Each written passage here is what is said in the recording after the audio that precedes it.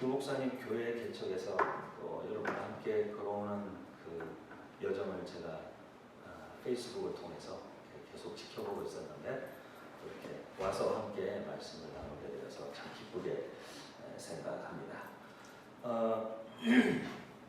저도 이제 저희 아버님이 목회하셨고 그리고 이제 저희 사남매가 다 이제 목사 선교사가 됐는데 그리고 저도 이제 교회를 담임 목회를 하다가 기성교회 담임 목사로 청병을 받아서 담임 목회를 하다가 이제 일찍 담임 목사가 됐어요. 한 37살에 담임 목사가 돼가지고 담임 목회를 몇 년 해보니까 재미가 없더라고요. 왜 재미가 없냐면 너무 안정적이니까 재미가 없더라고요. 그냥 이렇게 가만히 여기서 저는 이제 이제 40 됐는데 여기서 버티기만 하면 나는 이제 나의 노후는 보장됐구나. 그런 게 저는 견디기가 되게 어려웠더라고요. 그래서 제가 이제 40에 장로님들께 이제 저는 여기는 한 50대 목사님들이 오셔서 그냥 이렇게 남은 여생을 여러분과 함께 하는 그런 목회 하시면 될 것 같고 저는 젊은이들과 함께 다시 한번 제 인생의 모험을 해보고 싶다. 그래서 이제 교회를 사임하고 나와서 이제 2010년도에 청년들과 함께 교회에서 개척을 했습니다. 그리고 이제 8년 정도 목회를 하고 저희 청년 공동체가 그래도 좀 규모가 됐는데 이제 제 후배 젊은 목사님이 개척해서 여러분처럼 이렇게 개척해서 교회를 하고 있었는데 제가 저희 교회랑 두 교회를 합쳤어요. 그리고 이제 저 후배 목사님을 담임 목사로 세우고 제가 이제 47에 은퇴를 했습니다. 이제 지금 저의 현재 공식적인 직함은 은퇴 목사입니다. 은퇴 목사. 그래서 50대 초반의 은퇴 목사입니다. 근데 이제 뭐 그런 말씀을 왜 드리냐 하면 제가 이제 나이는 51지만 그 목회에 있어서 이제 한 바퀴를 다 돌아봤다는 거죠.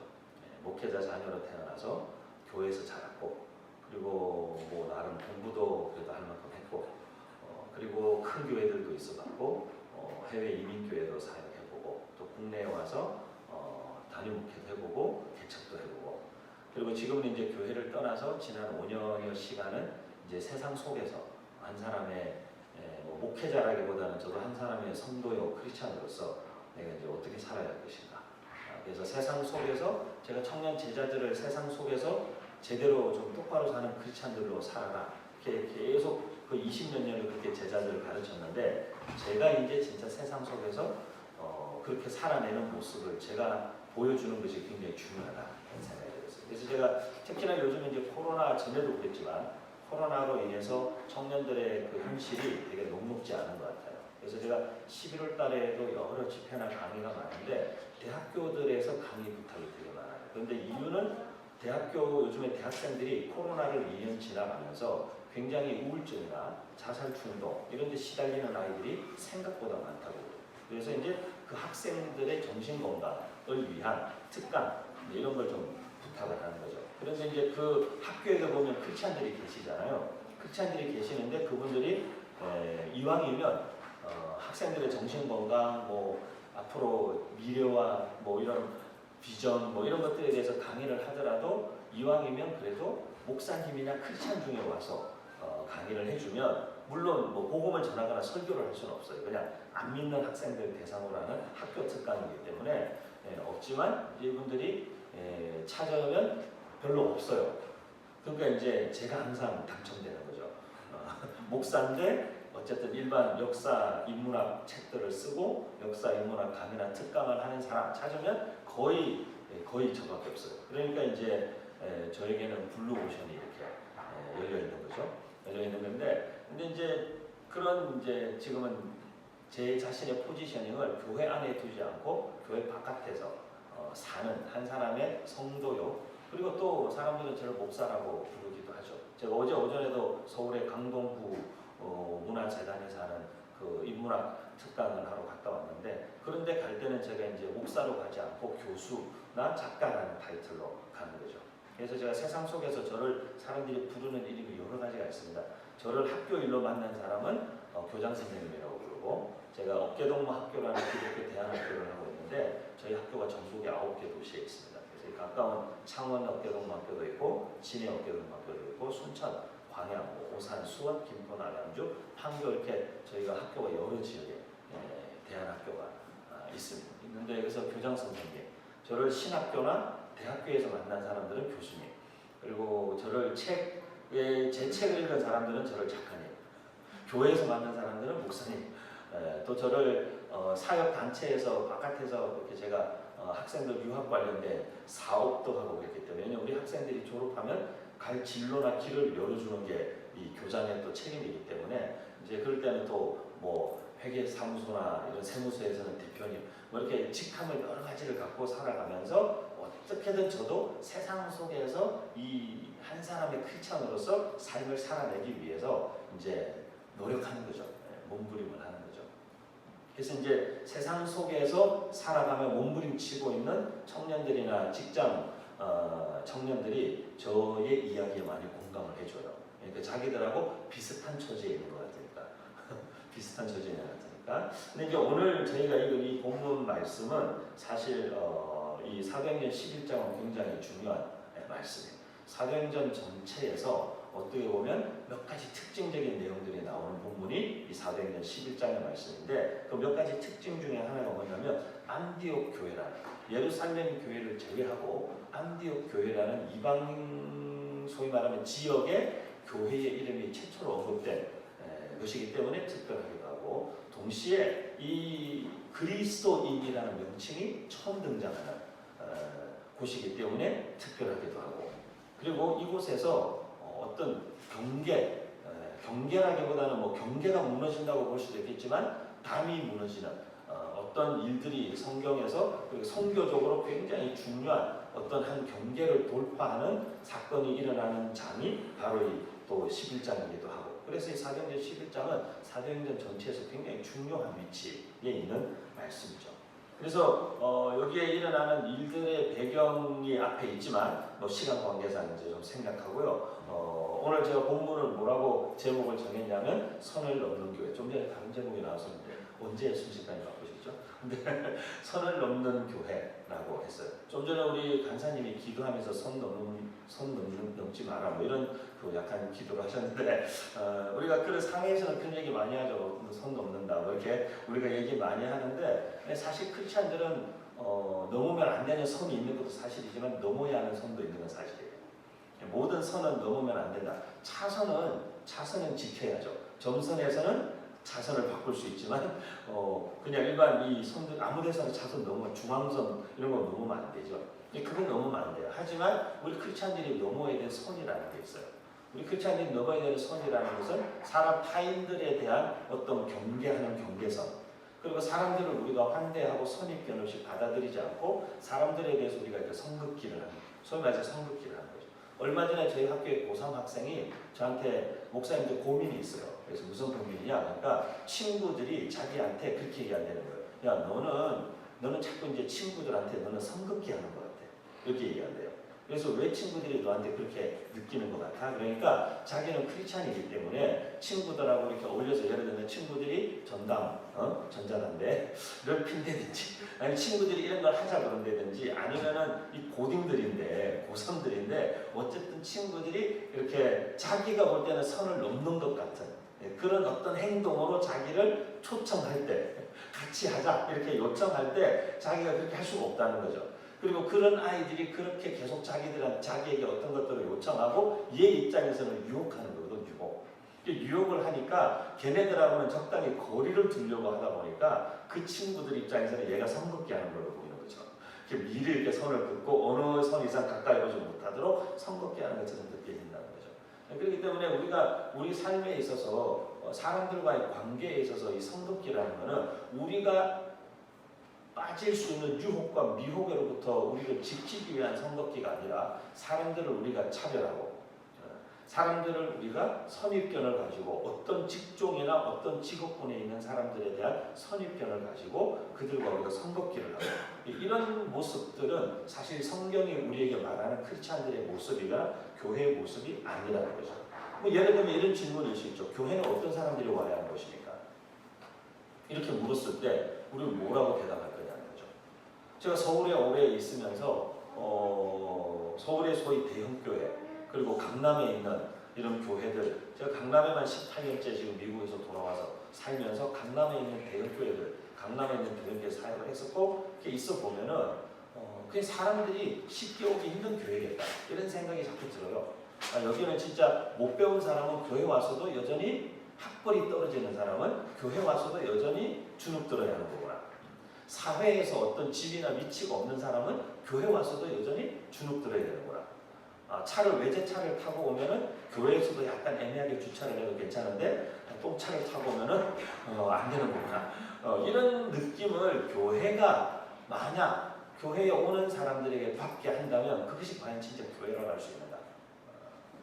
그리고 그들의 직업이 무엇이든지 간에 제가 강남에서 담임 목회를 했었는데요. 제가 개척하기 전에 있던 교회, 제가 교회에 딱 부임을 해서 갔는데 보니까 주일날 여자분들이 혼자 예배드리는 분이 많이 계시는 거예요. 그래서 제가 추천 금방 알 수 있죠. 왜냐하면 거의 이혼하신 분들이거나 혼자 사시는 분들. 근데 많이 계세요. 근데 다들 이렇게 미모도 다들 출중하시고 또 차도 이렇게 다 벤츠 타고 다니시고 또 옷도 잘 입으시고 되게 우리 여성도들이시고 나이도 좀 있으신데 진짜 이렇게 그냥 되게 귀티 나는 분들이신 거죠.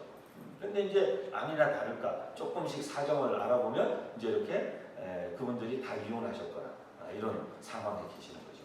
근데 어느 날 우리 장로님 한 분이 목사님 언제 시간이 되십니까? 그래서 네 됩니다. 그랬더니만 목사님 저하고 같이 한번 신방을 가셔야 되는 거예요. 아니 뭐 얼마든지 좋습니다. 성도 신방이라는데 안 가겠어요? 이제 당일이 됐어요. 장로님이 자기 차를 갖고 교회로 오셨어요. 그래서 저를 차에 태우시고 가시면서 목사님들 오늘 신방 가는 것은 조금 특별한 곳입니다.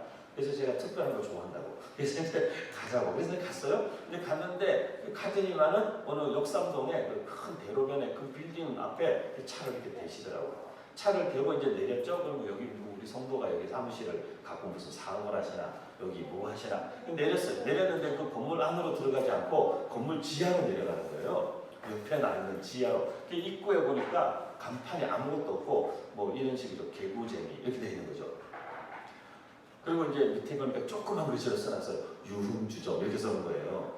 그래서 내려갔어요. 제가 유흥주점에 또 웬일로 내려갔죠. 내려갔더니만 우리 성도가 뭐 유흥주점을 인수해서 여기서 뭐 다른 사업을 하려나. 목사는 그렇게 계속 긍정적이고 순진하게만 생각하려는 경향이 있거든요. 그래서 이제 내려갔어요. 내려갔더니만 진짜 룸사롱인 거예요. 룸사롱.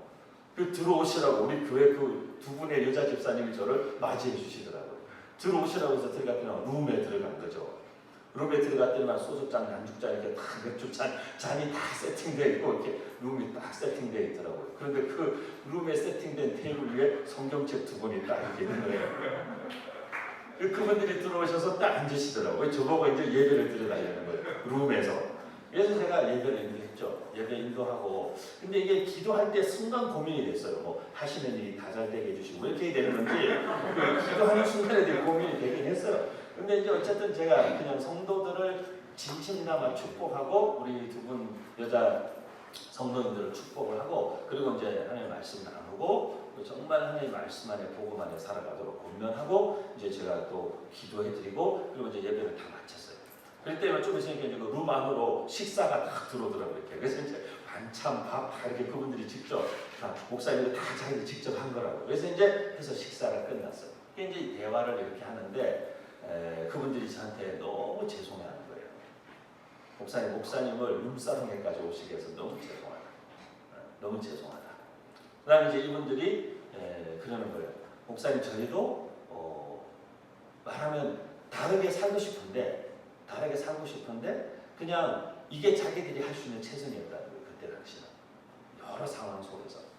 그냥 괜찮다고 해요. 괜찮다. 그러면서 그분들이 저한테 그러시는 거예요. 마지막에 목사님 저희가 직종을 변경할 수 있도록 기도해달라는 거예요. 그래서 제가 알겠다. 꼭 기도하겠다. 감사하게도 그분들이 제가 그 교회를 3년 한 반 정도 섬겼는데 그리고 개척을 하러 떠났는데 개척하러 제가 떠날 때 그분들이 정말 많이 오셨어요. 물론 저희 교회 성도들이 거의 99% 오셨지만 그분들이 제가 개척하러 떠나고 난 다음에 감사하게도 얼마 되지 않아서 직종을 강남에서 굉장히 유명하고 큰 샤브샤브 식당으로 직종을 운영하셨어요. 얼마나 감사해요. 근데 제가 그때 느낀 게 뭐가 있냐면 첫 번째 아까 그분들의 말이에요. 제가 말 안 해도 그분들 스스로가 자기 자신이 하고 있는 일과 자기들의 그런 삶에 대해서 부끄러워하고 있다는 거죠. 굳이 제가 그들을 면박을 주거나 그들이 하고 있는 일들을 다른 크리스찬들이 정죄하거나 그렇게 하지 않아도 이미 그들 스스로가 우리가 이 일을 하고 있는 것이 떳떳하지 않다라는 걸 이미 알고 있다는 거죠. 그런 사람들에게 굳이 우리가 지적질까지 할 필요가 있을까요? 크리스찬들이? 그리고 그분들의 마음 가운데 그럼에도 불구하고 교회를 오고 하나님께 매어 달리고 그래도 하나님 붙잡아야 자기들이 살 수 있다라는 그 절박한 영적인 절박감 같은 것들이 그분들 안에도 있다는 거죠, 사실은. 그리고 그분들도 할 수만 있다면 소위 말해서 떳떳하고 소위 말해서 교회에서도 떳떳하고 그리고 이분들이 그러는 거예요. 자기들이 벌어들인 수입으로 교회에 헌금하는 것도 마음에 거리낀다는 거예요. 그렇잖아요, 여러분. 룸사롱원에서 벌어들인 돈으로 교회에 헌금한다. 이게 거리낄 수 있죠. 그래서 제가 괜찮다고 그랬어요. 괜찮다고 했어요. 근데 여러분, 우리가 교회가 어떤 곳이어야 합니까? 교회가 정말 그게 모여있는 구성원들, 여기 모여있는 저는 여러분들이 이영교회가 여러분이 정말 그 구성원들이 사람들이 이 교회의 가족이 되고 이 교회로 오는 것뿐만 아니라 예수 그리스도께로 오는 데 있어서 때로는 교회와 기존 크리스찬들이 굉장히 걸림돌이 되거나 이 장벽이 되는 경우가 너무 많아요. 그리고 예수 안 믿는 사람들이 볼 때 되게 넘사벽인 거예요.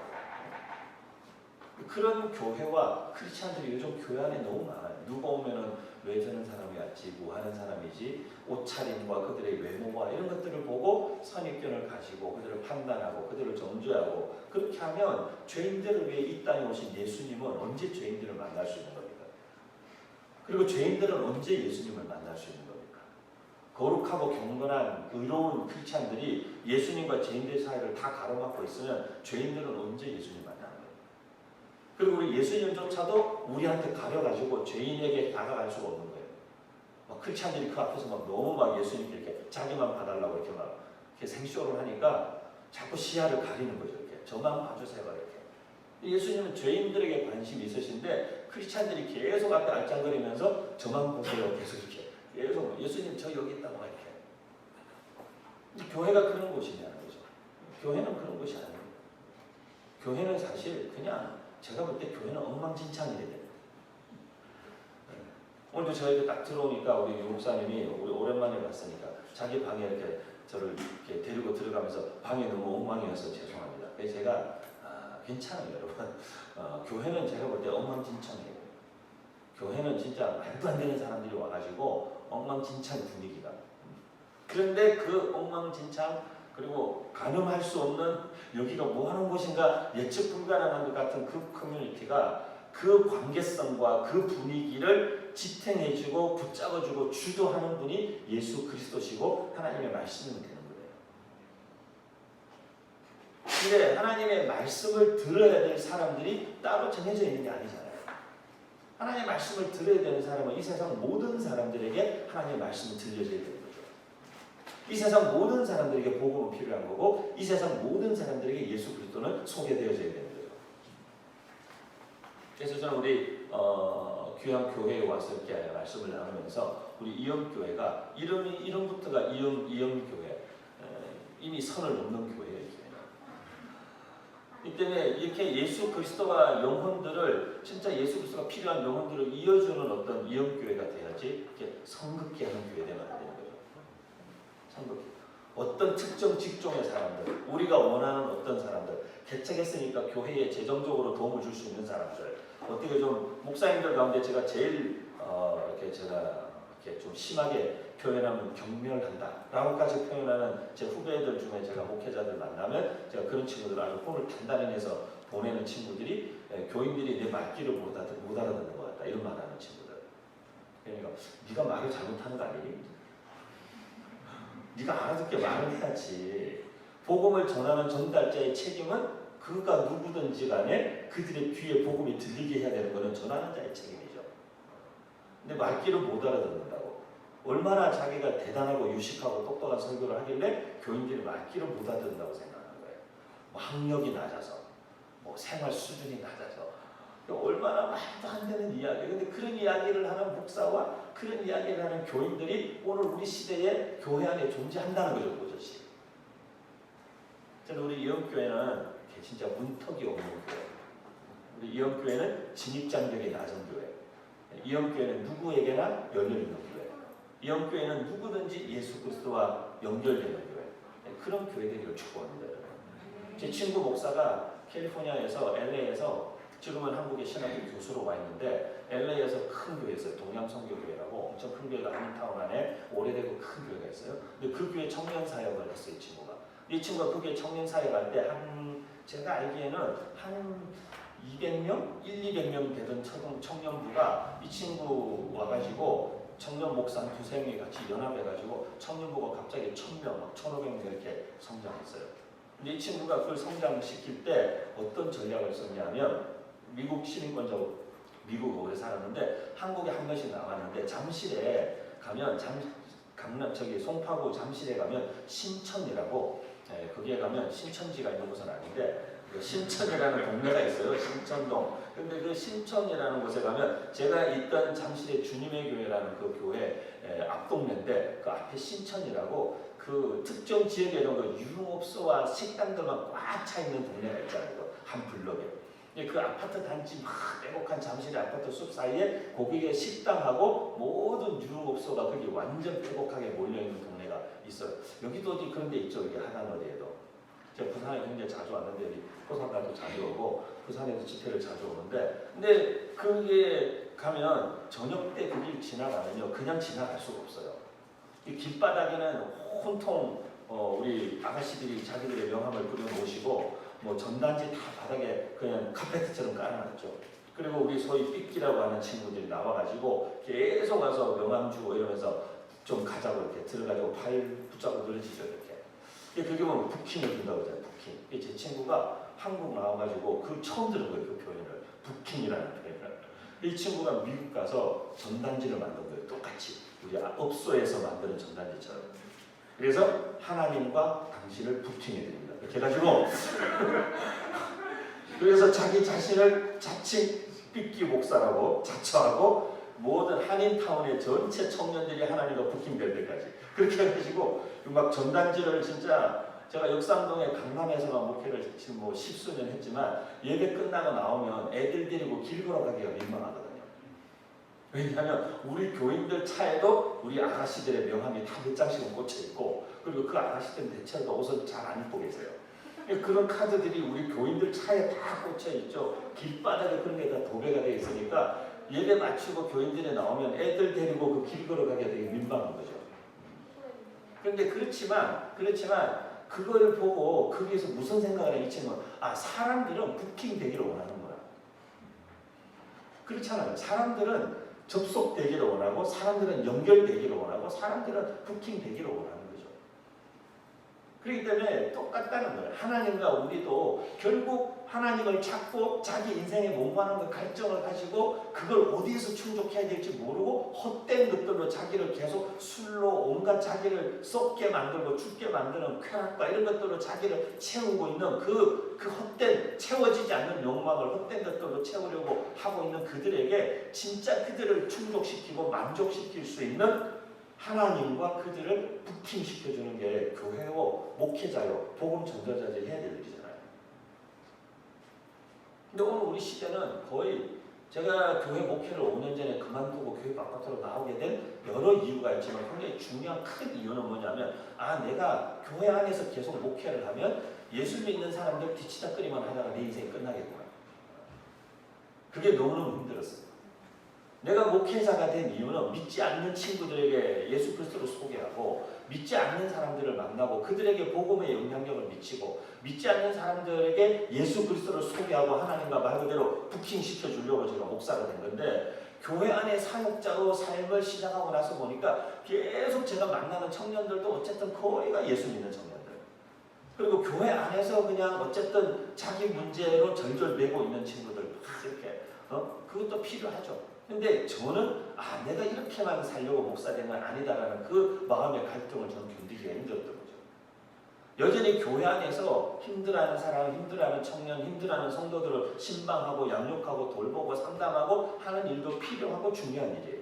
하지만 이제 저는 나의 부르시면 나는 교회 안에 이미 들어온 사람들은 어쨌든 일단 천국행 열차를 탄 거잖아요.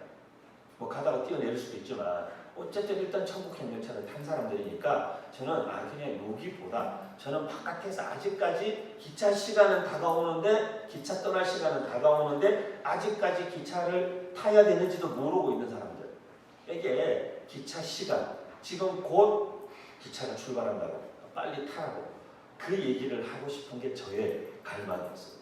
그래서 이제 5년 전에 교회를 떠나서 바깥에 나와서 이제 활동을 하기 시작합니다. 근데 이제 오늘 우리 본문에 있는 표현들을 우리가 좀 눈여겨볼 필요가 있는데 19절 말씀에 저희가 보면은 스데반의 일로 여러분 스데반이 순교하는 사건은 아실 텐데 일어난 환란으로 말미암아 흩어진 자들이 베니게와 구브로와 안디옥까지 이르러 그 다음 표현을 보세요. 뭐라고 되어 있냐면 유대인에게만 누구에게만이라고 할 때는 이게 굉장히 어떤 표현이에요?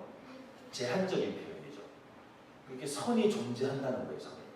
그래서 여기도 영어 성경에 보면 No one except Jews 그렇게 얘기해요. 그러니까 No one except 그러니까 유대인을 제외한 누구에게도 복음을 전하지 않았다 그렇게 말하는 거예요. 그런데 이 말씀이 어떻게 바뀌냐면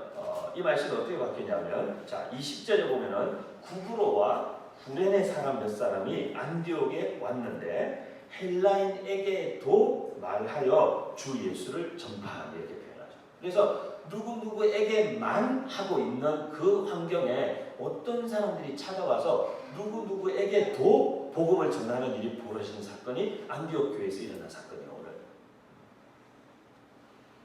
우리 예수 믿는 사람들이 갖고 있는 내 안의 담, 내 안의 선입견 이런 것들을 특히 교회가 개척교회이고 교회가 시작되고 한참 일어나고 성장해야 되는 시기에는 우리 안에 있는 이런 누구에게만 우리 교회, 내 교회, 우리 식구 개척하면 초기에 다 너무 좋죠. 가깝고 서로 이름도 다 알고 얼굴도 알고 근데 또 낯설고 잘 모르는 사람이 오거나 아니면 갑자기 우르르 사람들이 많이 오거나 이러면은 기존에 있는 성도들이 갑자기 이렇게 위축되는 마음이 생기기도 하고 뭔가 이렇게 여러 복잡한 감정이 있어요. 잘 이해하죠. 제가 그런 것들을. 저도 개척도 해봤고 이렇게 해서 교회도 성장시켜보고 그렇게 했으니까요. 근데 그러면서 사람들이 이렇게 위축되고 밀려나는 것 같고 자기가 교회의 중심에 있었는데 갑자기 교회의 변두리가 되는 것 같고 그런 여러 가지 감정들이 교회에 원래 있던 사람들한테는 느껴질 수 있죠. 근데 그런 것들이 보면 교회들이 개척해서 성장하는 과정에서 중간에 덜커덕 걸려 넘어지게 만드는 종종 그런 일이 일어나요. 그래서 사람들이 좀 오는 것 같다가 그런 일이 한번 생겨서 갈등이 생기거나 겉으로 그것이 표면화되면 또 그냥 몇 사람이 우수수 빠져나가고 그걸 계속 반복하는 거예요. 교회들은. 그러니까 개척교회들이 성장할 수가 없는 거예요. 이영교회는 그런 일이 없었던 걸로 제가 아는데 제가 잘 몰라서 그러는데 앞으로도 여러분 교회는 그런 일이 없는 우리 말 그대로 누가 오든지 그리스도와 이어지고 누가 오든지 안에 있는 원래 우리 이곳에 여러분이 정말 헌신했던 성도들과 이어지는 그런 진짜 이영교회 되기를 축복합니다. 여러분. 정말 그게 너무너무 중요해요. 그게 너무너무 중요해요. 그래서 우리가 이 마인드셋을 바꿔야 돼요. 누구에게만 이라는 마인드셋을 누구에게도로 확장시켜요. 그래서 우리의 마음을 확장시키고 우리의 생각의 영역을 확장시켜서 누구에게만이라는 생각에서 이걸 에게도 만반도로 바꾸면 돼요. 그렇게 바꿔서 우리의 생각과 우리의 마음의 품과 이렇게 우리가 접근하는 방식. 저는 여기 부산 김해 내려올 때마다 부산 김해만 그렇지 않죠. 제가 2주 전에도 지난 월요일 천안에 나사렛대학교에 강의가 있어서 갔다가 그 나사렛대학교에서 천안에 있는데 서울로 다시 돌아오려면 입장이라는 데를 지나야 돼요. 입장. 여러분 그 입장이라는 데 아세요? 이렇게 경부고속도로 타고 운전하고 올라오면 꼭 그 입장 휴게소가 거기 있거든요. 입장 휴게소가 있으니까 거기 지나가면서 한 번씩 다 그런 생각하죠. 입장이 난처하겠다. 그런 생각 한 번씩 하는데 그런 사람들은 이제 소위 아재라고 하죠. 아재. 근데 저도 거기 지나갈 때마다 입장이 난처하겠다. 이런 말도 안 되는 농담 같은 걸 머릿속에 떠올려 보는데 거기에 제가 굉장히 아끼는 후배 목사가 한 가정 있어요. 그래서 제가 올라오는 길에 이제 북천안 IC 빠져서 입장에 내려갔죠. 이제 내려갔더니 이 친구가 거기 이제 입장에 살고 있어요. 근데 이제 지난 월요일은 그 지난주부터 만났는데 지난 월요일은 이 친구가 서울에서 친구 목사가 한 가정 내려와서 천안에 가면 독립기념관이 있습니다. 우리나라 독립기념관이 있거든요. 우리나라 역사를 쭉 전시해놓은 독립기념관 꼭 한번 가보실 만한데 그 옆에 사실은 엄청나게 넓고 엄청 저렴하게 쓸 수 있는 캠핑장이 있어요. 거기서 캠핑, 이 친구가 캠핑이 엄청 진심이거든. 목사인데 막 뒤에 카니발, 우리 유진성 목사님처럼 카니발 뒷뚜껑 열면 뒷좌석 한 개 접어가지고 전체가 캠핑 장비로 꽉 차 있어요. 아주 캠핑의 진심이에요. 그래서 가면 뭐 아주 작은 것부터 큰 것까지 모든 캠핑 장비를 다 갖고 있어요. 이 캠핑장에 차를 갖다 놓고 이렇게 해놓고 친구하고 이렇게 앉아서 얘기를 하고 이렇게 있더라고요. 근데 그 친구가 거기서 우리가 이제 소위 불 펴놓고 불멍하면서 이런저런 대화를 주고받는데 이 친구가 작년에 미국에 1년 있었어요. 제가 어떤 일로 소개해서 미국에 가서 1년 있다가 올 2월 달에 들어왔는데 저한테 그러는 거예요. 목사님, 여기 천안 입장도 상황이 되게 신기하다는 거예요. 자기들이 애들도 그러고 자기들도 그러고 자기들이 미국에서 한국 온 것 같지 않대요. 계속 미국에 있는 것 같아요. 왜냐하면 자기 집 앞에서 길 하나 건너면 바로 초등학교인데 자기 애들이 다 셋 다 학교 다녀야 되니까 초등학교를 갔는데 애들이 집에 와서 친구들 얘기를 한대. 이렇게 친구들 얘기하는데 친구들 이름이 안젤라 친구들 이름이 다 그랬대요. 안젤라 또 뭐라 그러더라? 이 친구들이 다 영어 이름이거든요. 영어 이름. 그래서 학교에서 영어 이름을 쓰나 그랬더니만 그게 아니고 걔들 본래 이름이 되는 거예요. 그러면서 하는 얘기가 그 천안 입장만 해도 학교에 양부모가 다 한국 사람인 사람보다 국제 결혼한 소위 다문화 가정 자녀들이 훨씬 더 많다는 거죠. 훨씬 더. 근데 우리 한국 사람들은 되게 유대인 같아요. 그런 면에서. 그래서 한국 사람에게만 복음을 전하려는 성향을 굉장히 많이 갖고 있어요. 근데 우리 안디옥에 있는 크리스찬들도 안디옥으로 흩어져 온 유대인들은 이 19절에 해당되는 거예요. 이 스데반의 일로 핍박을 받아서 흩어진 크리스찬들은 여기에 와서 유대인으로서 유대인에게만 복음을 전했던 거예요. 근데 여기에 보면 구브로와 구레네 몇 사람이 안디옥에 이르러 했는데 구레네나 구브로 사람들은 유대인들이 아니에요. 이 사람들이 와서 안디옥에 와서 헬라인에게도 무슨 얘기예요? 이 사람들 머릿속에 그런 선이 존재하지 않는 사람들이었던 거죠. 그런 문화적 선입견, 그런 종교적 기득권 이런 것들에 빠져있지 않는 사람들이었다는 거죠. 그런데 오늘날 우리 교회 안에 있는 많은 크리스찬들이 그런 선입견들을 갖고 있어요. 한국 사람으로서 갖고 있는 문화적인 선입견. 그래서 여기 외국인들이 노동자들이나 근로자들이 많이 와 있잖아요. 근데 보면 그런 사람들을 우리가 은근히 차별하거나 무시하고 그거는 문화적 우월감 같은 거죠. 그리고 종교적 기득권. 내가 이 교회에 먼저 왔고 내가 이 교회에 오래 있었고 내가 이 교회에 헌신을 많이 했고 내가 이 교회에 희생을 많이 했고 라는 건 다 종교적 기득권이에요. 그 선을 넘지를 못하는 거예요. 그러니까 오는 사람들이 환영받는다라고 느끼지 못하는 거죠. 아니, 여러분 나그네들에게 가장 필요한 건 제가 여기 와서 보면서 공사할 때도 제가 봤지만 우리 유 목사님이 공사하면서 저기다가 방을 이렇게 만들어가지고 어디에서든지 오는 손님들 재워주고 먹여주려는 생각을 가진 게 이미 여러분 담임 목사님은 그 머릿속에 그 선을 이미 넘은 사람이라는 거예요. 나그네들을 환대하고 제가 청년들과 함께 제주도에 가서 한라산 등반을 했어요. 우리 교회 청년들도 아니고 말이에요. 경산중앙교회라고 대구 경산에 있는 대구 경산 지역이 제일 큰 교회죠. 청년들만 한 1,500명 이렇게 모이는 교회인데 그 청년들을 저랑 같이 제주도로 갔어요. 그래서 제주도 가서 3박 4일 동안 있으면서 제주 지역의 역사 탐방하고 같이 저녁에는 말씀 나누고 기도하고 이렇게 하는데 하루 일정이 한라산 등반. 왜냐하면 이 친구들이 그해 여름에 저랑 한라에서 백두까지 이걸 하는 거거든요. 그래서 제주 3박 4일 한라산 내려와서 거기서 비행기 타고 중국 가서 백두산 올라갔다 내려오는 거예요. 일주일 동안 저랑 그렇게 하는 거예요. 근데 한라산을 올라가는데 한라산을 올라갔어요. 근데 올라갔다가 한라산에 올라가는 길이 몇 개가 있었지만 지금은 2개가 대표적인 길인데 일반적으로 제일 많이 올라가는 길이 있고 그 반대편으로 내려오는 길이 있어요. 근데 이 반대편 내려오는 길이 엄청 험한 거예요.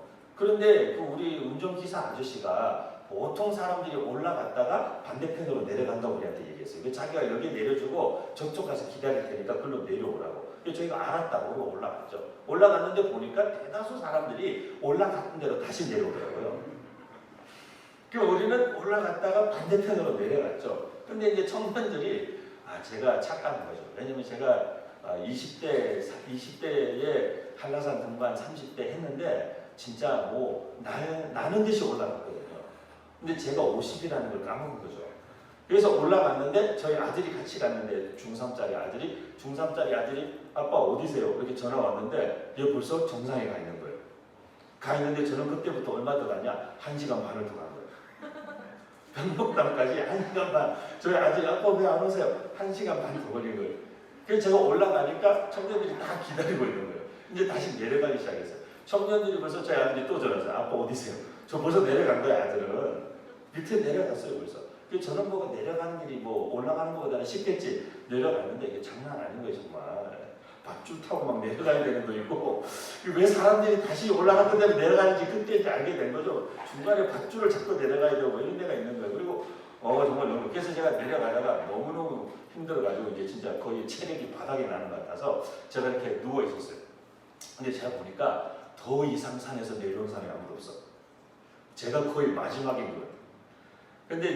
근데 물도 없고 아무것도 없는데 완전히 이제 진짜 탈수 현상 같이 이렇게 올려가는 거예요. 그래서 제가 누워서 주님 드디어 제가 이제 주님께 갑니까? 막 이러면서 제가 나무 밑에 이렇게 누워 있는데 진짜 아무도 없어요. 앞에도 아무도 없고 뒤에도 아무도 없고 세상 천지 산이 다 조용한 것 같아요.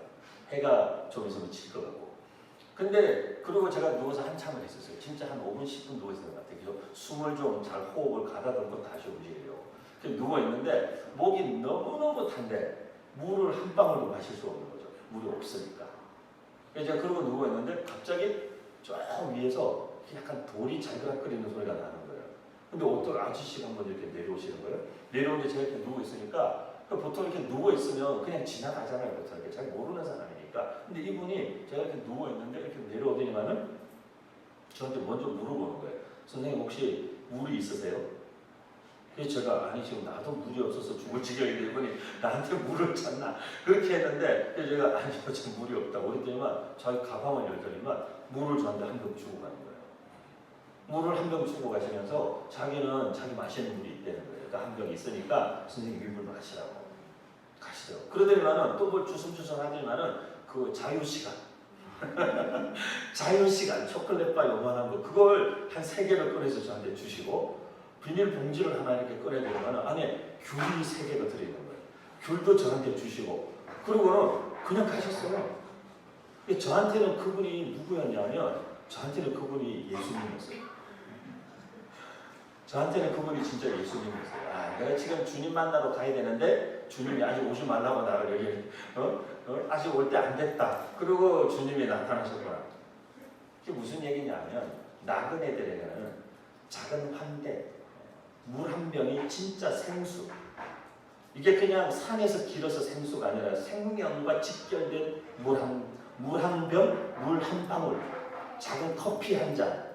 사실은 우리가 대접하는 간식 그거 별거 아니지만 우리 유진성 목사님은 10대 셔틀 열심히 하지만 그게 뭐 요즘같이 대한민국이 이 정도 사는 나라에서 그거 캔디 몇 개 OS에다가 그것도 막 짝대기 붙여가지고 오예수 막 이런 거 만들어서 주는데 그 애들이 얼마나 웃기겠어요 사실. 저도 제가 보니까 OS 안 사 먹은 지가 언제적인지 생각도 안 나는데 그게 뭐 그렇게 대단하겠어요. 그런데 중요한 것은 얘네들이 집에 있으면 그거 찾지도 않겠지만 아침 등교하는 학생들의 그 심리 상태라는 것은 우리가 다 알잖아요. 정말 가기 싫은데 정말 억지로 마지못해 학교 가는. 그리고 늦잠 부리고 늦잠 자고 그러니까 아침은 거의 굶고 다니는. 그 타이밍에 자유시간 하나는 이게 인생의 의미가 다른 거죠. 인삼 한 뿌리 같을 수도 있어요. 근데 똑같다는 거죠 사실. 자기들의 고국을 떠나서 가족을 떠나서 이방 땅에 와서 자기들이 버는 수입의 거의 70%, 80%를 다 가족들에게 보내요. 저는 저희 부모님이 한국에서 목회를 30년 하시고 일찍 은퇴하셔서 선교사로 나가셔서 캄보디아에서도 제일 오지, 외국인 한국 사람 누구도 한 명도 살지 않는 제일 오지에 이 두 노친네가 들어가셔가지고 거기서 20년을 사셨어요. 현지인들은 20년을 사셨는데, 제가 거기에 부모님 때문에 자주 캄보디아에 왔다 갔다 하고, 저희 누님이, 저희 매형이 여기 부산 사람인데 저희 매형이 한진해운에 근무했어요. 근데 한진해운에서 잘 돼서 태국의 물류센터 소장으로 발령이 났어요. 그래서 태국에 매형 누나가 나가서 태국에 이분들도 한 18년도 살았어요. 그러다가 부모님이 건강 때문에 한국으로 들어오시면서 매형이 사업 다 정리하고 선교사로 헌신해서 누나와 함께 캄보디아 선교사로 왔어요. 그래서 제가 태국, 캄보디아, 동남아, 베트남 자주 왔다 갔다 했죠. 근데 특히 캄보디아에는 가면 캄보디아에서 학생 한 명이, 저희 아버님이 보낸 학생들이 여기 고신대학교에서 지금 석사과정, MD도 하고 있고 박사과정 교육학 박사하고 있는 친구들이 있어요. 근데 그 아이들이 캄보디아에서 한국을 오려면요, 자기 마을 친인척들이 돈을 모아가지고 한 명한테 올인하는 거예요. 왜냐하면 이 아이가 한국으로 오려면 한국어 시험을 봐야 돼요. 한국어 시험 보는데 시험 한 번 보는 비용이 50불이에요. 50불.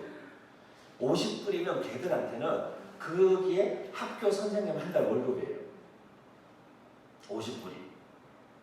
그렇기 때문에 이 한 아이를 그렇게 시험을 통과하게 해서 한국의 브로커를 통해서 취직을 시켜가지고 한국으로 여권을 발급받는데도 돈을 100불, 200불씩 내야 돼요.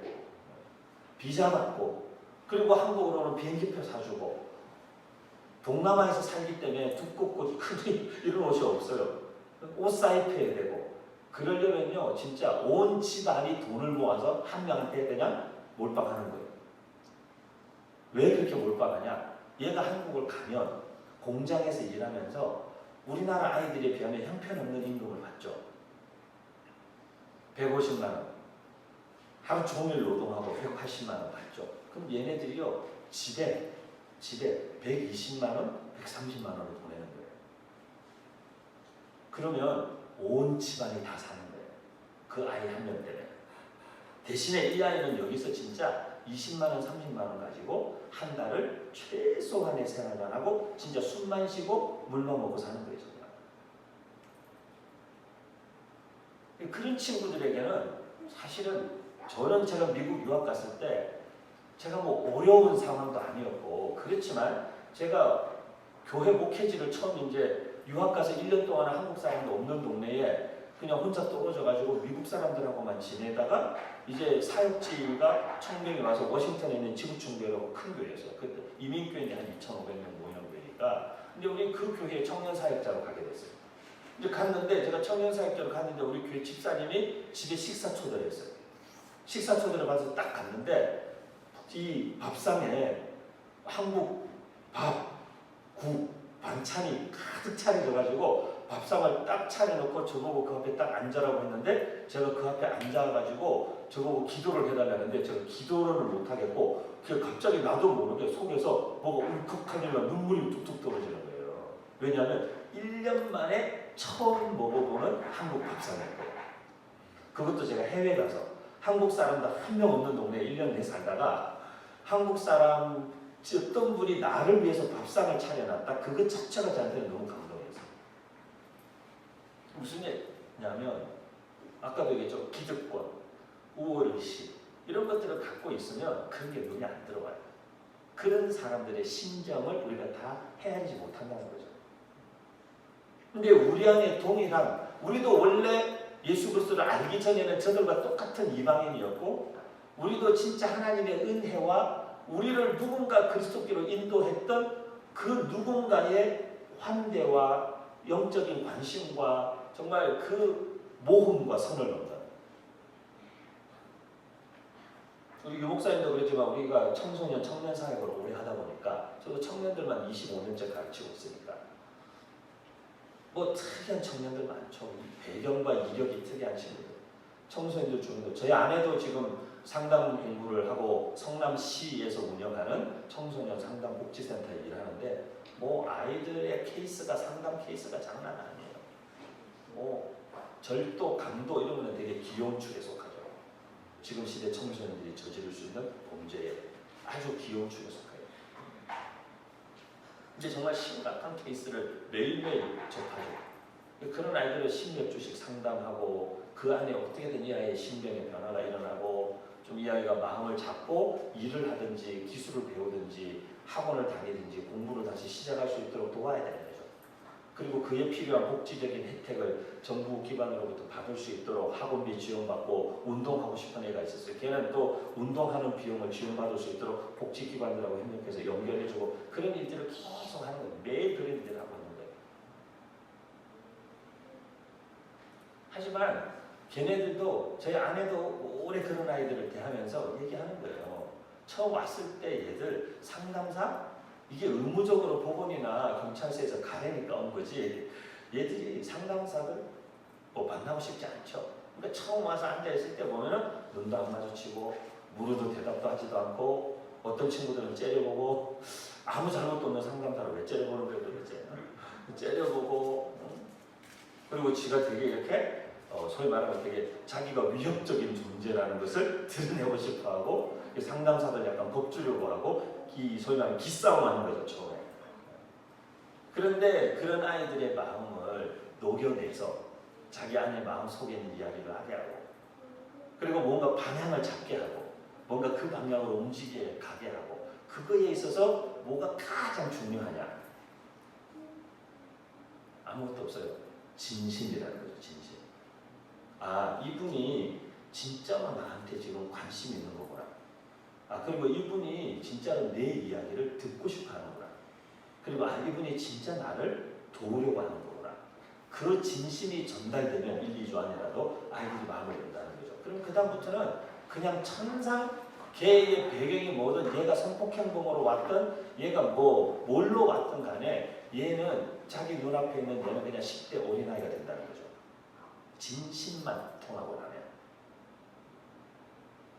근데 우리가 복음을 전한다라고 하지만 사실 진심을 전하는 것에 아주 익숙하지 않은 사람들이 복음을 전하니까 복음을 듣는 사람들이 사실은 복음을 오해하게 되는 거죠.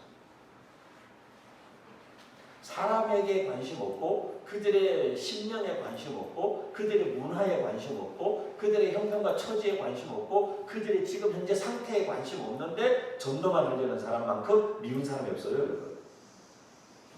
정말 밉죠 그런 사람은.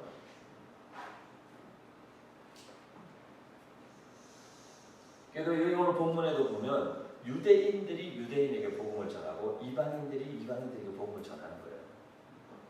그러니까 하나님이 그렇게 우리를 부르시는 거죠. 근데 그 가운데 이 유대인 교회, 유대인 크리스찬들과 이방인, 또 이방인 교회, 크리스찬들의 무리 사이에 중간에 이 이음 역할, 이음교회 같은 이어주는 역할을 하는 사람으로 하나님 누구를 세우셨냐면 사도 바울을 세우신 거예요. 사도 바울은 특이한 이력을 갖고 있거든요.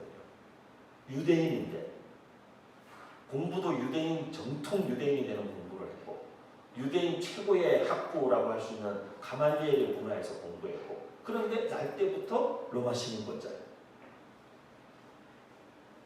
그러니까 되게 특이한 이력을 갖고 있지만 그 특이한 이력을 갖고 있는 바울만이 할 수 있는 역할이 바로 안디옥 교회에서의 사실은 이방인 크리스찬들과 유대인 크리스찬들을 이어주는 이음새 역할을 할 수 있었던 거죠.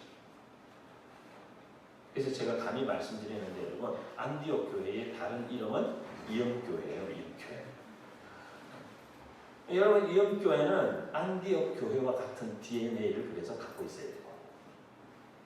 안디옥 교회와 같은 DNA를 가지고 사람에 대한 선입견이 없는 그리고 여러분 이 지역에 계시면서 여기가 명지 국제 신도시고 여기가 다 대단한 동네가 앞으로 더 될 거예요. 지금은 아직까지 상가들이 다 이렇게 제가 오늘 유목사님하고 차 타고 오면서 그랬어요. 지금 보면 상가가 다 비어있고 땅도 많이 비어있고 길거리에 사람들도 별로 안 다니는가 그렇지. 근데 어떤 도시 어떤 동네든 처음에는 다 그랬다고.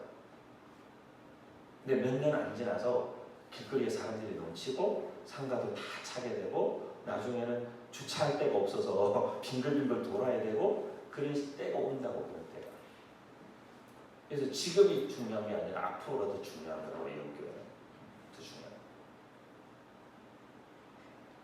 근데 저는 이영교회가 그런 부분에 있어서 여기 아파트 단지에 있는 그냥 생활도 좀 안정되고 그냥 뭐 여기 계시는 분들 좀 그렇겠죠. 뭐 교육 수준도 좀 있고 그러니까 국제 도시로 오셨겠죠. 그렇게 추측해 볼 수 있겠지만 그런 분들이 많이 오는 교회가 됐으면 좋겠다. 그런 생각은 혹시 하실지 모르지만 교회는 그런 선을 그으면 안 되는 거예요. 좀 여기서 도로 하나 건너, 이 도로가 되게 위험한 도로잖아요. 차들이 엄청 쌩쌩 달리더라고요, 보니까. 이 도로 건너기 되게 어렵겠지만 제가 볼 때는 이 도로 하나 건너가면, 그리고 이쪽 다리 하나 건너가면 캄보디아, 이 김해에 캄보디아 사람들이 전국에서 제일 많은 지역이에요. 여기 밀집 지역이에요, 밀집 지역. 그럼 왜 그러냐면 어느 한 지역에 어떤 일단의 무리의 한 나라 사람들이 들어가면 그 다음에 친구들이 다 글로 오게 됐어요. 그래서 다 이 사람들이 모여서 살아요, 거의. 여기는 베트남 사람들이 많은 동네, 어디 가면은 또 뭐 아프리카 사람들이 많은 동네, 어디 가면은 캄보디아 사람들이 많은 동네, 이게 지역마다 다 몰려 있어요. 중동 사람들이 많은 동네, 이게 다 몰려 있어요. 저는 이영교회가 잘 되기를 바라고, 이영교회가 정말 더 큰 교회도 되기도 바라고, 오늘 본문에 있는 말씀처럼 날마다 믿는 사람이 더해지는 교회가 되기도 바라지만 거기 안에는 유대인도 헬라인도 함께 있는 교회. 국제도시에 있는 분들도 어쩌면 저 길 하나 건너에, 이쪽 다리 하나 건너에, 강 하나 건너에 있는 외국인, 이 땅에 와 있는 수많은 해외 디아스포라들, 우리가 그 사람들 다 찾아가서 선교하려면 얼마나 많은 시간과 돈과 준비가 필요하겠어요. 근데 그들이 우리에게로 다 와줬잖아요. 하나님이 우리에게 보내주신 거잖아요. 그들까지도 넉넉하게 품을 수 있는 거예요.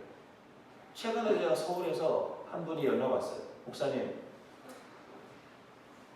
인도네시아 사람들이 한 80명에서 100명 모여서 주일마다 예배를 드리는데, 예배 드리는 공간에서 이제 더 이상 계약을 갱신 안 해줘서 나가야 되는데 공간을 얻을 수가 없다는 거예요.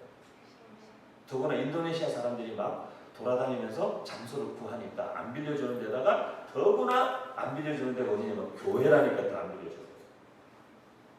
제가 11년 전에 강남에서 개척할 때요, 강남에 건물을 한 80개를 보고 다녔어요.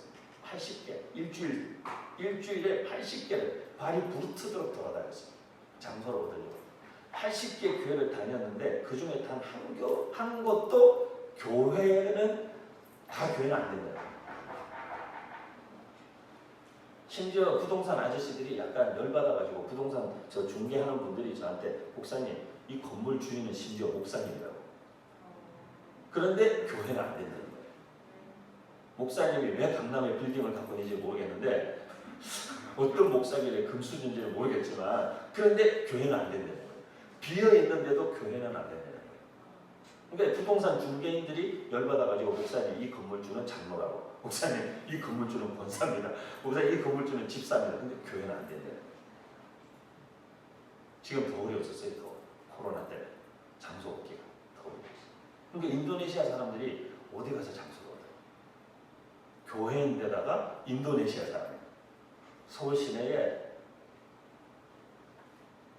근데 일반 교회를 빌려달라는데 그 교회 하나, 서울 시내 교회가 얼마나 많은데 인도네시아 사람 80명, 100명 예배 드릴 장소 하나를 교회들이 안 열어주는 거예요.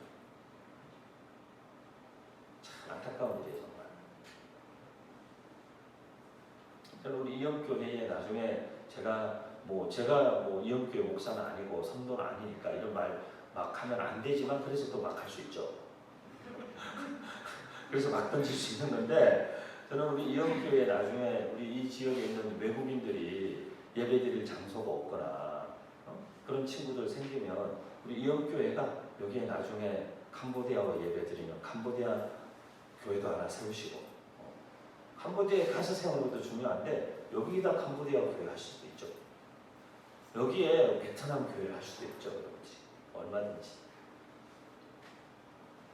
그러니까 예수 그리스도와 사람들을 이어주는 일을 위해서라면 우리가 넘어야 될 선을 과감하게 넘을 수 있는 교회, 그런 교회가 진짜 우리 이영교회 되기를 축원합니다. 지금 우리 시대에는 그런 교회들이 너무너무 필요해요. 근데 이 이 예루살렘 교회의 이 표현이 저는 예루살렘 교회로부터 안디옥 교회로 넘어와서 오늘 우리가 읽지는 않았지만 26절에 보면 바나바가 사울을 회심한 사울을 데리고 다소에 가서 세월을 데리고 와서 안디옥에 와서 둘이 교회에 있으면서 1년 동안 성도들을 가르쳤는데 큰 무리들이 가르침을 받았고 그 큰 무리들이 안디옥에서 사는 삶의 모습과 그들이 하는 일들을 보고 사람들이 비로소 그들을 뭐라고 부르기 시작했냐면 그리스도인이라고 부르기 시작했다. 그리스도인이라고 부르기 시작했다. 그렇게 얘기하는 거죠. 그리스도인이라고 부르기 시작했다. 그러니까 어떻게 보면 이건 이들의 신앙과 이들의 삶을 그냥 보고 그들을 딱 특징지어서 사람들이 말하기를 크리스찬이다 그렇게 말하는 거죠. 크리스찬이라는 말의 뜻은 다른 말로 풀이하면 크라이스트 라이크, 그러니까 예수님 닮은 사람들 그런 뜻이에요. 예수님처럼 사는 사람들 그런 뜻이에요. 근데 뭐가 그렇게 대단했길래? 우리가 초기 교회 자료들을 많이 보면요, 초기 교회 성도들의 삶이 구제하고 선행을 베풀고 지금처럼 코로나 팬데믹 전염병에 걸렸을 때 교회들이 다 사람들을 멀리하지 않고 도리어 크리스찬들이 누구도 다가가지 않는 전염병 환자들에게 다가가서 그들의 병을 치료하고 그들을 수용할 수 있는 공간들이 없었을 때에 교회의 문을 열어서 그들의 가정의 문을 열어서 그런 환자들을 자기의 집에 전염병 환자들을 교회 공동체에 받아들이고 돌보고 케어했던 것이 그 사실 우리 초기 교회 크리스찬들의 모습이었죠.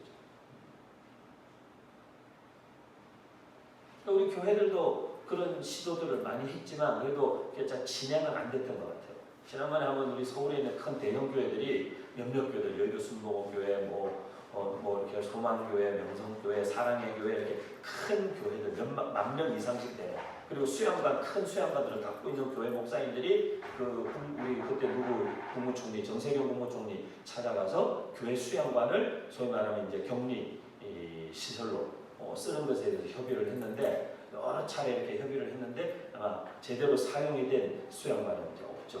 이제 조건이 적합하지 않아서 사실은 쓰지 않은 것이고 이렇게. 하지만 교회들이 먼저 그런 제안들을 하고 그렇게 문을 열어줄 수 있는 것 자체가 저는 중요한 메시지라고 보는 거죠. 근데 큰 교회만 그런 일을 할 수 있느냐? 그러지 않아요. 그렇죠? 제가 강남에서 개척했어요. 2010년도에. 근데 공간이 여기보다도 여기 지금 공간이 조금 넓은데 제가 개척할 때 빌렸던 교회는 공간이 여기에 한 반 정도밖에 안 될 거예요. 한 반 정도밖에 안 되는 공간을 빌렸는데 건물이 4층 건물이었어요. 근데 지하 1층에 그래서 예배당을 꾸미고 1층에다가는 카페를 만들고 그래서 지하 1층하고 1층을 같이 엮어서 좀 싸게 임대를 얻었어요. 강남 한복판에서 싸다고 그래도 여러분의 상상을 초월하는 한 달 제가 교회 임대를 얼마 낸 줄 아세요? 강남에서 한 달 교회 건물 임대료로만 1,800만 원씩 했어요. 한 달에 1,800만 원. 월세 1,800만 원. 그걸 제가 8년 동안 했어요.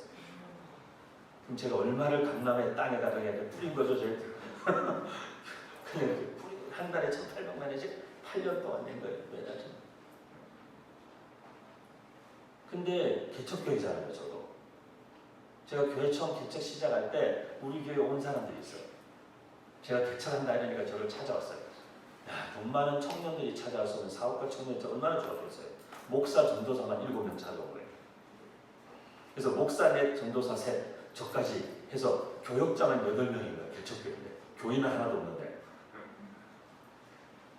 그렇게 교회를 시작했어요. 그리고 이제 제 제자들과 청년들이 오기 시작하고 함께 하기 시작하면서 청년들이 점점점 모이기 시작하고 그리고 저희 교회가 되어가는 걸 보면서 어떤 분이 정말 귀한 분이 한 분이 저희 교회에 오셔서 저희 교회 공간에 내는 걸 보시더니만은 본인이 조금 저희가 하는 사역을 돕고 싶다 그러시더니만은 이런저런 얘기를 하다가 그 건물 4층 꼭대기에 건물 주인이 살고 계셨는데 건물 주인하고 얘기를 하시더니만은 건물 주인이 이사 가신대요. 그러면 목사님 저 4층을 빌려서 본인이 늘 이렇게 자기 가족이 하고 싶었던 일이 선교사님들을 섬기는 일을 하고 싶었대요. 그래서 저한테 여쭤보셨어요. 선교사님들이 한국에 오시면 제일 필요한 게 뭐냐고. 그래서 제가 당연히 선교사님들이 한국에 오시면 숙소가 제일 필요하다고. 선교사님들이 한국에 오시는 이유는 안식년으로 오면 장기로 오시고 몇 달씩. 그러지 않으면 거의 다 의료 문제로 오시니까 아파서 오시고 검사 받으러 오시고 집에 오시고. 근데 오시면은 짧게는 일주일, 2주에서 길게는 한 달, 2달 정도 계시다가 가시는데 친척 집에 얹혀 있는 것도 하루 이틀이지 쉽지 않은 거예요. 근데 이분들은 선교지 나갈 때 자기들의 전세비고 뭐고 다 빼가지고 다 털어서 선교 나간 분들이니까 한국에 오면 가실 데가 없는 거예요. 제 마음에 이런 영적인 나그네들이 쉬어갈 수 있는 교회, 그 마음이 있었어요. 그 얘기를 했더니 이분이 그럼 자기들이 저 4층을 얻어드릴 테니까 선교사님들을 위한 게스트하우스로 운영을 해달라는 거예요. 그래서 그분이 그 임대료를 내기로 하고 그 게스트하우스를 빌려서 저희한테 주신 거예요. 4층. 그래서 거기 저희 선교사님들을 위한 무료 게스트하우스를 했죠. 우리 유 목사님도 와서 찬정했잖아요. 근데 부산 지역에서 올라오는 사역자들이 서울 일부러 와서 잘 데 없으면 저희 게스트하우스 다 잤어요. 근데 1년에 선교사님들이요 200명에서 300명 오시는 거예요. 그래서 저는 지구상 곳곳에 가면 저를 재워주고 먹여줄 사람이 많아요. 왜냐면 제가 8년 동안 먹여주고 재워준 사람들이거든요.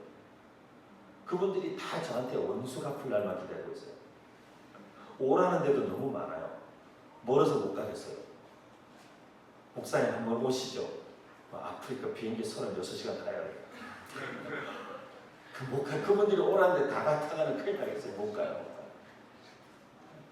그리고 그분들이 게스트하우스로 우리가 떠나 게스트하우스 일이 너무 많아요. 왜냐하면 선교사님들 나갔다 갈 때마다 호텔처럼 이불 그래도 다 빨아요. 그래도 남이 썼던 이불을 어떻게 또 씁니까? 이불 빨아야죠. 베개 이거 빨아야죠. 그리고 화장실 뭐 청소기 다 보통 나중에 사람을 풀타임으로 하면 썼어요. 그것 때문에. 이분들이 너무 죄송하다고 목사님한테 일만 맡긴 것 같아서. 그래서 이분들이 또 그 건물에 3층을 얻어주셨어요. 여기 목사님 사무실도 하시고 주일학교 공간도 쓰시고 하시라고 3층을 또 얻어주셨어요. 그래서 저희가 지하 1층, 3층, 4층을 쓰게 된 거예요. 2층만 남았어요. 이제 저건 언제 우리가 쓰나. 그리고 있는데 좋은 기회가 왔어요. 탈북민들, 우리나라에 와 있는 탈북 세터민 청년들 창업시키기 위해서 비즈니스를 창업한 청년들 그룹이 찾아왔어요. 자기들이 목사님 탈북민 청년들이 한국 사회에 잘 적응하도록 돕기 위해서 이 친구들 창업을 시키려고 하는데 얘네들한테 무조건 창업을 하라고 그러면 못하니까 자기들이 회사를 차려서 레스토랑을 운영하면서 그 노하우와 레시피와 이런 것들을 다 가르쳐서 2호점, 3호점 이렇게 만들어서 하려고 하는데 그 일을 하기 위한 사무실 공간이 필요하다는 거예요. 그래서 제가 지금이야말로 저 2층을 이제 얻어야 될 때다. 그래서 그때는 제가 먼저 그랬어요. 그분한테 집사님인데 제가 연락을 저희 교회 다니지도 않는 분이었어요. 그분한테 이런 일이 있는데 2층 공간에 이런 일들을 하는 사람들이 와서 공동으로 작업하는 요즘으로 치면 코워킹 스페이스 같은 공간으로 여기 만들면 좋을 것 같다. 그분이 또 오케이 하시고 저희가 결국엔 그 건물을 다 쓰게 됐어요. 지하부터 꼭대기까지. 근데 저희 교회는 그때 당시 어쨌든 청년들이 한 60명에서 80명 정도 출석하던 그냥 청년들이 모이는 교회였어요. 근데 저희 교회가 청년들 60명, 80명 정도 모이는 교회가 그 바로 큰 길 건너편에 지금 제 막내 동생이 거기에 부목사로 사역하고 있는 합동천 모 교회 엄청 큰 교회거든요. 성같이 지어놓은 교회가 있어요. 교회 부동산 자산만 2조 5천원이래요. 교회 부동산만 2조 5천원. 그냥 빠르다. 왜냐면 6년인가 전에 1조 7천원이거든요. 근데 어떻게 지금 몇 년 사이에 2조 5천원이 돼서 교회 땅만 하고. 그런데 문제는 뭔 줄 아세요?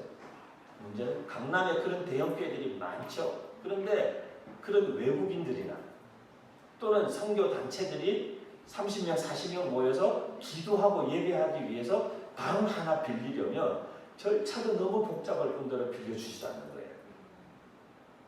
그래서 제가 강남에서 누구나 와서 쓸 수 있는 공간, 그냥 공간 하나 주시면 제가 누구나 와서 쓰라고 열어주겠다고.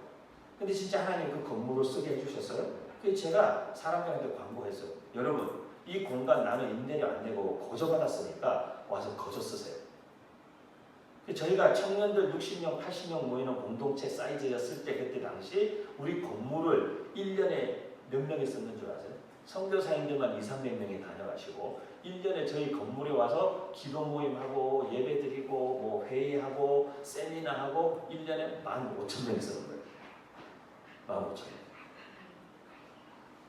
지하에서는 막 기도하고 있고 1층 카페에서는 또 뭐 CCM 가수 콘서트 하고 있고 3층에서는 뭐 무슨 재정 세미나 하고 있고 4층에는 선교사님 계시고 1년 내내 그 공간에 사람들이 북적북적 하는 거예요. 저희는 그냥 심지어 나중에는 우리 스태프들이 나중에는 약간 탈진했어요. 왜냐하면 사람들이 와 있으니까 우리 스태프들이 또 관리한다고 이 사람들 모임 다 끝나고 갈 때까지 밤 11시까지 앉아있다가 불 끄고 다 정리하고 히터 이런 거 다 켜놓고 가면 되니까 끄고 그리고 이제 우리 스태프들이 집에 가니까 우리 스태프들이 체력이 남아나질 않는 거죠. 나중에 거의 뭐 쓰러질 지경이죠. 나중에는 어떻게 했냐면요. 아예 시작할 때 담당자 한 명씩 정해서 매뉴얼을 만들어줬어요. 불은 어디서 켜고 나가기 전에 확인해야 될 체크리스트. 그래서 그거 주고 우리 다 집에 가는 거예요. 그러니까 알아서 쓰라고. 알아서 쓰고 가라고. 어떤 인간들은 밤새 히터 켜놓고 가는 사람들도 있어요. 그런데 하나님이 저희 교회를 그분들이 임대료 내주셨지만 전기세부터 시작해서 그 1년 내내 쓰니까요. 그런데 하나님이 저희 교회가 청년들이 그때 당시 60~70명 나중에 100명, 120명 계속 늘어났지만 그걸 감당할 수 있는 교회가 되게 하시는 거예요. 그 되게 하시는 거죠. 말씀을 맺으려고 하는데 이 교회를 크게 키운 목사님들 제가 가까운 분들이 몇 분 있는데 그분들의 이야기를 이렇게 듣다가 저는 뭐 교회 크게 키우고 이런 데 별로 관심 없고 교회 키우는 게 교회가 세워질 목적이 아니잖아요. 그런데 그 안에 한 가지 원리는 우리가 기억하면 좋은 것들이 있더라고요.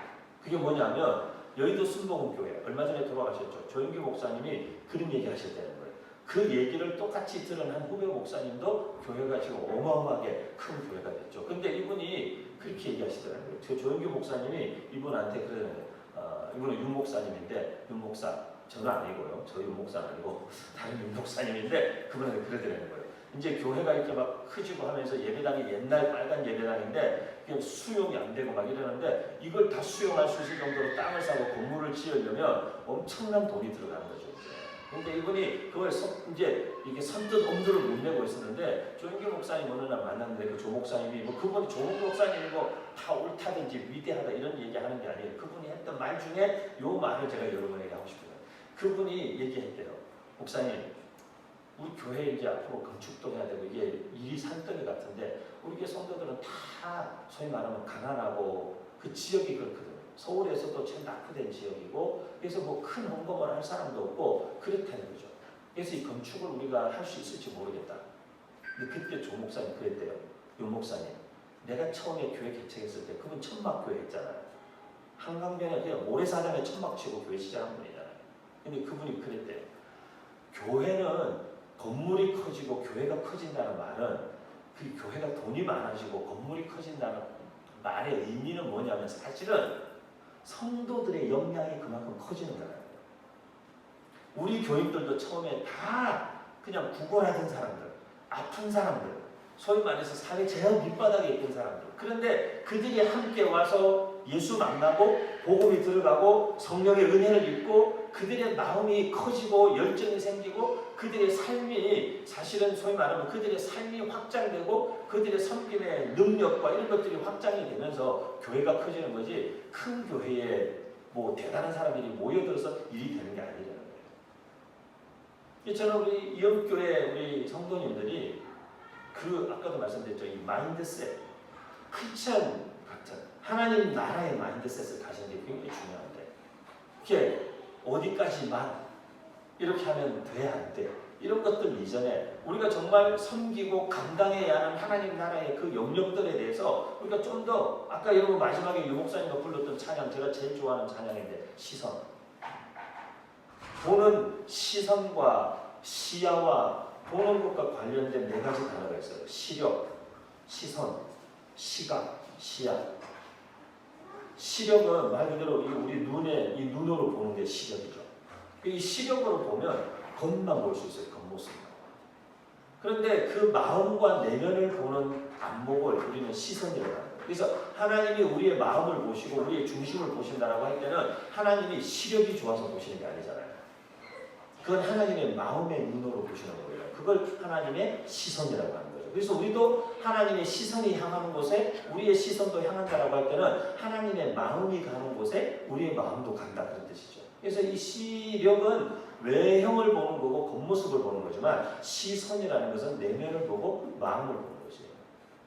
시각이라는 것은 본질을 보고 꿰뚫어 보는 거예요. 각자가 꿰뚫어 본다는 뜻이에요.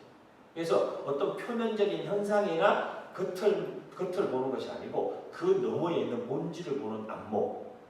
그래서 리더들은 그런 시각이 있어야 된다라고 얘기하는 거죠. 그 자꾸 표면적으로 드러나는 현상을 보고 표면만 다루려고 하는 것이 아니라 그 문제의 본질을 꿰뚫어 보고 그 본질을 다룰 줄 아는 사람. 그 사람을 리더라고 하는 거죠. 그다음 마지막은 시야. 이 야자는 말 그대로 들야자를 쓰는 거예요. 편협하게 보고 단편적으로 보지 않고 폭 넓게 보는 거예요. 그래서 이런 부분도 고려할 수 있고 저런 부분도 고려할 수 있고 넓게 볼 줄 아는 안목을 가진 사람. 그걸 시야가 넓다 그렇게 얘기하는 거죠. 그래서 우리 이영교회는 저는 여러분이 지금 우리가 몇 명인데 뭐 공간이 어떻고 재정이 어떻고 이런 것들의 메인형 교회가 아니라 그런 선들을 과감하게 넘어서 정말 하나님 나라를 위해서 우리가 얼마든지 섬기고자 한다면 하나님이 우리에게 그걸 섬길 수 있는 능력도 감당할 수 있는 은혜도 주실 것이다. 그걸 믿는 교회가 돼야 돼요. 저희 아버님도 목회를 대단하게 하신 분이시고 저희 아버님 고향이 김해인데 저희 아버님이 저희한테 늘 그러셔요. 저희 아버님 목회하실 때 놀라운 일이 많이 일어났죠. 뭐 저희 교회는 정말 신기한 사람들이 많이 왔어요. 저희 교회 옆에 이렇게 강대상 옆에 방이 이쪽하고 이쪽에 방송실처럼 방이 있는데 그 방 안에 한쪽 방 안에 목발 휠체어 이런 게 많이 있었어요. 왜냐하면 목발 짚고 휠체어 타고 온 사람들이 다 우리 교회 와서 저희 아버지 어머니한테 기도 받으면 그거 다 놓고 걸어갔어요. 자기들 가로. 그리고 뭐 귀신 들린 사람들 평생을 딸이 귀신 들렸는데 좋다는 절 무당은 다 찾아내는데 안 낫는 거예요. 근데 어느 절에 갔더니만 어느 절에 주지 스님이 저희 아버지를 소개해줬대요. 스님이 목사를 소개해준 거예요. 그 진주에 그때 아버님이 진주 목회하실 텐데 진주에 가면 윤구행 목사라는 분이 계신데 그분한테 가면은 방법이 있을 거라고. 스님이 소개해서 아래 위로 재색 승복을 입고 엄마가 귀신 들린 딸을 데리고 나타난 거죠.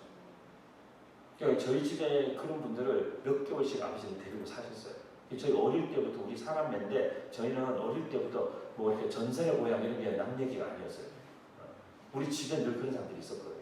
어떤 분들은 아래 위로 늘 까만 옷을 입고 긴 머리를 이렇게 다 눈을 가리고 이렇게 풀고 집안에 계속 왔다 갔다 하죠. 이렇게.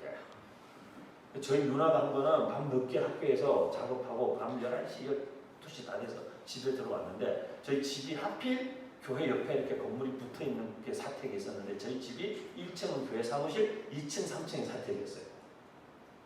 저희는 2층에는 어머니 아버지 계시고 저희가 3층에 사남매가 이렇게 방이 있어가지고 있었는데 제가 방에 앉아있는데 갑자기 비명 소리가 나더니만은 뭐가 우당탕탕 소리가 나는 거예요. 저희 누나가 1층에서부터 계단을 올라왔죠. 이렇게. 근데 2층 돌아서 3층 계단 끝에 딱 왔는데 3층 계단 끝에 그분이 아래 위로 시커먼 옷을 입으시고 머리를 여기까지 다 내려서 눈도 안 보이게 가리고 계단 끝에 이렇게 서 있었던 거예요. 저희 누나가 그분을 보는 순간에 너무 까무러치도 놀라가지고 계단에 굴러떨어진 거예요. 근데 그런 분들도 다 오면은 다 나와서 가셨어요. 정신이 다 온전해지고 나와서 가고. 근데 그런 일들이 많이 있었죠. 저희 아버님 목회하시면서. 근데 여러분 저희 아버님이 그런 소위 말해서 능력이 있는 목사님으로 소문이 전국에 많이 나서 부흥회나 집회도 정말 많이 알렸어요. 근데 저희 아버지가 저희한테 뭐라고 하시는 줄 아세요?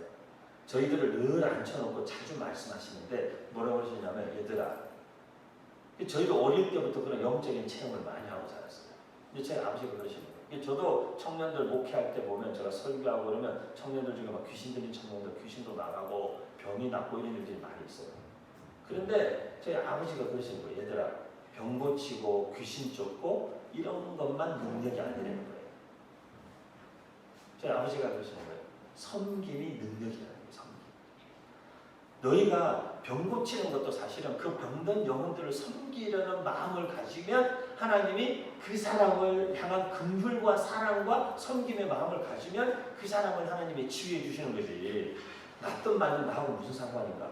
그냥 형식적으로 기도 한번 해주고 그냥 보내겠다 이런 마음으로 기도하는데 하나님의 역사가 일어나지 않는데,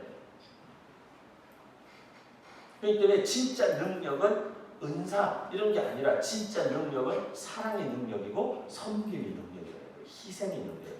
섬기려고 하고 희생하려고 하고 사랑하려고 하면 하나님이 일하시고 그 섬김을 감당할 수 있는 능력과 역량을 우리에게 하나님이 주신다는 거죠. 저는 우리 이영교회 성도님들의 마음 가운데 하나님이 정말 그 마음을 주시기를 원해요. 코로나가 이렇게 마감되어 가면서 코로나 이후에 이제 예배나 모든 것들이 더 회복되고 있는 이 시점에 우리 사랑하는 이영교회 성도님들 모두의 마음 가운데 하나님께서 여러분들의 마음 가운데 하나님 정말 우리 이영교회가 섬기고자 하는 그 섬김의 그 어떤 범위, 그리고 섬기고자 하는 그 대상, 이 모든 것들이 정말 하나님께서 이렇게 확장시켜 주시고 열어주시고, 그리고 그런 비전들을 목사님이 제시하고 이렇게 나갈 때에 우리가 그것에 대해서 약간 버겁더라도, 사람은 원래 약간 버거워야 성장이 있죠. 그래야 성장이 있죠. 내가 할 수 있는 만큼 정도 안에서만 하다 보면 오히려 약해지죠, 사람은. 그렇기 때문에 교회도 마찬가지예요. 목사님이 제시하고 우리 함께 했으면 좋겠습니다라고 하는 그 비전이 이상한 일이 아닌 다음에, 하나님 나라의 일이고 하나님이 기뻐하시는 일인 다음에야 우리 성도들이 함께 품어야 되는 마음은, 하나님 우리가 이걸 감당할 수 있는 우리의 역량을 하나님 키워주십시오.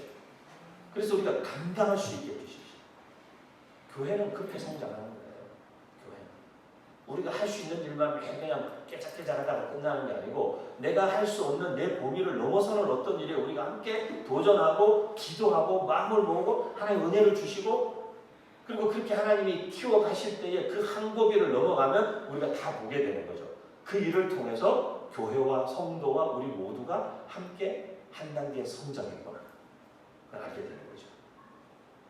그래서 우리 이영교회가 정말 이 지역에서, 이 지역에 있는 사람들뿐만 아니라 정말 수많은 이 땅에 아직까지 예수 그리스도와 이어지지 않은 수많은 영혼들, 다음 세대, 그 대상이 누구든지라면 그들을 예수 그리스도와 이어주는 일을 위해서라면 우리 교회가 조금 항상 힘에 넘치는 그 섬김을 감당하고, 그렇게 할 때마다 우리 성도들과 청년들의 삶의 역량과 감당할 수 있는 그 힘이 확장되고 키워지는 그런 은혜가 우리 교회 모든 성도들 한 분 한 분들에게 다 있으시기를 주님의 이름으로 진심으로 축복합니다. 그런 이영교회 되시기를 축복합니다. 같이 한번 기도하겠습니다.